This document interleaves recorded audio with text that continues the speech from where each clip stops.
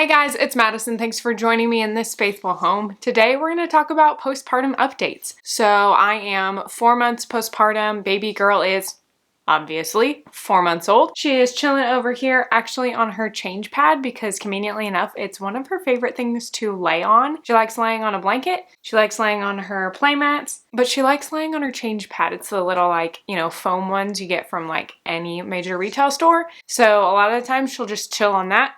And so I'll just plop her on the ground and continue on with our day. That's a tangent and not really part of this video, though it is an update on her. You're welcome. Today we're going to talk about how I am feeling 4 months postpartum. I feel like, I guess 3 months would be the end of like the 4th trimester, but we're just going to call it 4 months because I did not film this at 3 months. But I feel like 4 months, I finally hit that like next step, if you will. Like I feel like I'm back on a normal routine. We've kind of figured out this whole like motherhood, fatherhood thing. She still doesn't sleep. We'll get into that, but here we are nonetheless. So I made if I look like down, I made a list on my phone of things to talk about, and I kind of put it in categories like a recovery overview, how my body is doing, how my energy is, what my life is looking like, and yeah, let's get into it. So I think I may have shared this before in one of my updates, or maybe it was in like her birth story. If you haven't seen the birth story video, go watch it up here.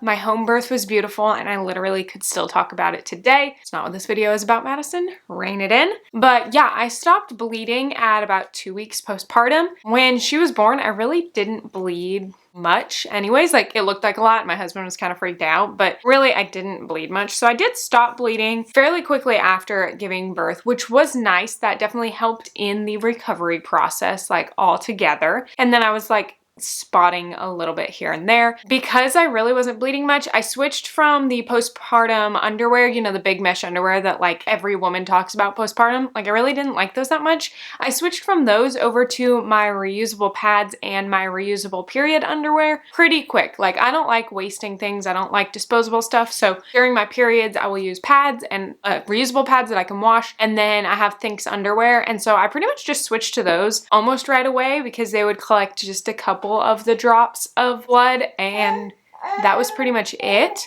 It was good to have it as like a backup just in case, but I really didn't need it, which I'm super thankful for. One thing that I did that I know I believe contributed to it was I encapsulated my placenta and I ingested those for 4 weeks postpartum. I'm going to make a whole video on placenta encapsulation, why I chose to do it, how I think it helped me, the benefits, the drawbacks, and the little tincture that I have now, and just kind of how that whole process works, normalizing placenta encapsulation. But I'm going to make that video coming up soon for you guys. But I did take that and I think that contributed a lot to my recovery, and I will talk about that in that video more in depth. But I really do believe that placenta encapsulation helped my postpartum recovery immensely. It gave me back all those nutrients that I lost, all the iron that I lost, that blood volume that I lost from giving birth, and I really think that contributes to maintaining homeostasis in your body, if you will. As far as my body goes, like I feel really good. I would say I don't own a scale, but I'd say that I probably went back to like around my pre-pregnancy weight. I don't know, like maybe a month after I gave birth. Like I'm naturally lean, and this is not to brag or to throw shade at anyone who does not lose their baby weight. But for me, I really didn't gain much weight during this pregnancy. I worked out, I did CrossFit up until 32 weeks pregnant, and then did a One Strong Mama program until I gave birth. And so really, I didn't gain much weight. I think I gained like 30 pounds during my pregnancy or something, and pretty much lost that right away. I'm 5'8" and naturally lean. So as to be expected, I recovered really well. Actually, one of my CrossFit coaches at I was probably like 25, 26 weeks pregnant, and I was rowing and like hardcore. He was like, that is going to be the key. That's going to help you postpartum to get back into the gym and to recover quicker, like what you are doing here. And it is true. Like I can attest to that. I'll get into the lifestyle section of it later, but I will say that going back to CrossFit has been like super easy for me. And I think that it is because I took care of my body during pregnancy and I worked out. And what? Yeah. Oh, yeah. Okay, hold on. I think because I took care of my body so well during pregnancy that made recovery so much easier. Okay, so the next category is energy, and I had at my 6-week postpartum checkup with the midwives, I still had a few stitches left that just hadn't dissolved or fallen out, and they were good. My body was healed, and they had checked me at like the 4-week and the 2-week, and they said like it looked good, but at the 6-week, they were still like hanging around there, and I was like, just take them out, like I'm over this. They were basically just like poking and hurting. Once she took them out, it was literally like I was a whole new person again. So though the stitch recovery was interesting and very painful and annoying, and I would rather give birth again, once those were out, I was like, I'm good. I feel good down there. Everything is right in the world. So like I mentioned, I started to get back into CrossFit. I'm doing it like once or twice a week right now, and then I'm gonna start doing like some stuff at home, at my parents' house, at their gym,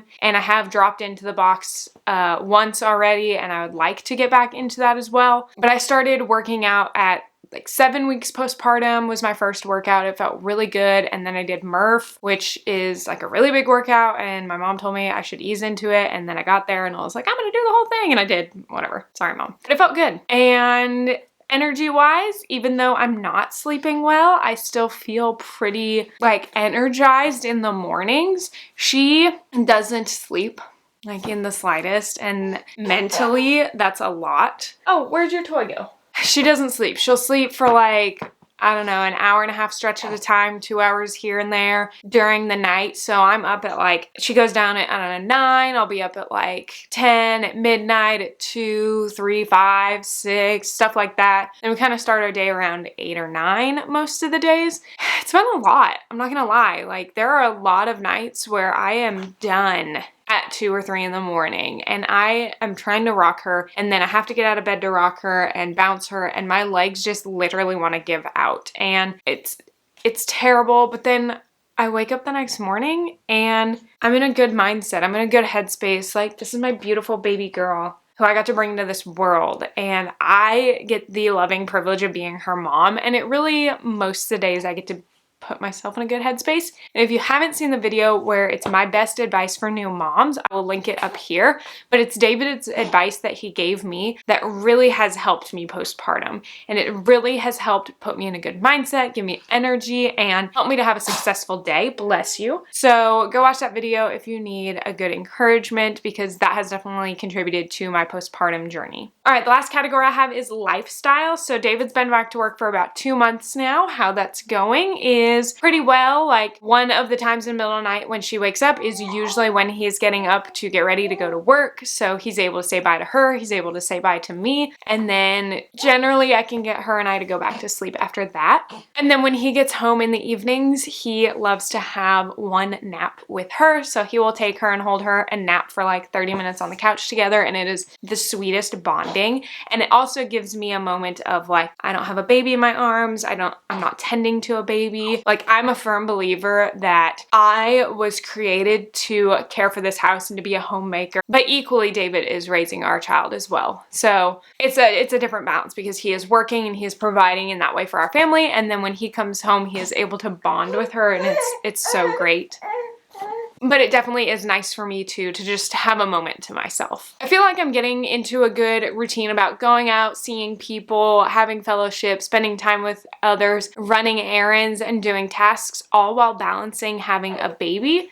I am pretty proud of myself for that. Like some days I'm like, I'm on top of the world. I'm gonna go to the grocery store. I'm gonna hit Lowe's because we always have projects at this house. I'm gonna do this, this, and this. Like she did awesome. Other days I'm doing great because I took care of my baby, and it's all about finding that balance. And I feel like I'm doing a really good job about making time for others, which is really important for me because I do feel that as a calling from the Lord is to be in fellowship, be in community, and to pour into other people as well as having people pour into me. And so getting back in that routine of like, okay, normally when I would meet with, Angela on the days that we meet, I could, roll out of bed 5 minutes before and throw on some clothes and head out the door. Well, that's different now. I have a baby. So I kind of have to, backtrack my mornings of I need to make sure I'm up at this time so that I feed her here so that she's not getting in her car seat immediately after. Yeah? you know I'm talking about you. But I want to make sure that I'm not feeding her immediately before she goes into her car seat. So I do have to like map out my mornings more, and I feel like I do a really good job about that. Yeah, we joke about how a mom's 9 o'clock is actually like 9:15, 9:30, and like we roll in late and it's okay because we got a baby. But I try not to use that excuse too much because it still is an excuse. But yeah, that's something that I'm working on and trying to balance, making sure that I am effectively using my time wisely. I will say something that I am struggling with that actually seems very odd for me is I'm struggling with drinking water. And I don't know about you. Before we even considered having a baby, like me 2-3 years ago, I was like drinking water like a champ. For my job, I was outside, so I really needed to. Hold on, let me get Little Miss for the end of this video.